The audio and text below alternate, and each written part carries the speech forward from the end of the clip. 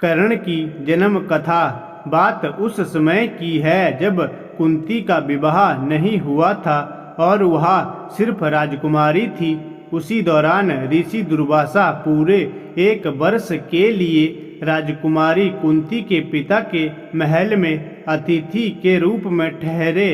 कुंती ने 1 वर्ष तक उनकी खूब सेवा की।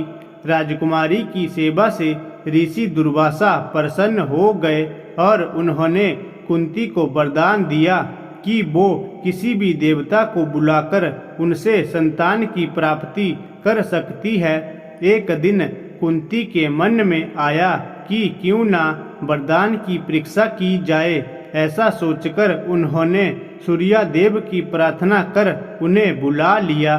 सूर्यदेव के आने और वरदान के प्रभाव से कुंती विवाह के पूर्व ही गर्भवती हो गई। कुछ समय बाद उन्होंने एक पुत्र को जन्म दिया जो सूर्यदेव के समान ही प्रभावशाली था।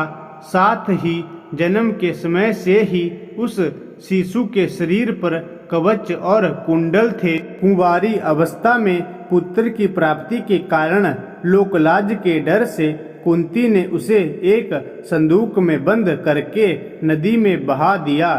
संदूक एक सारथी और उसकी पत्नी को मिला जिनकी कोई संतान नहीं थी।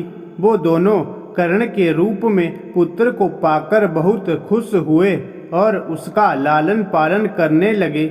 यही सूर्य पुत्र आगे चलकर दानवीर कर्ण कहलाए और कई वर्षों बाद कुरुक्षेत्र के युद्ध में 5 पांडवों के सामने वह एक शक्तिशाली योद्धा के रूप में खड़े रहे।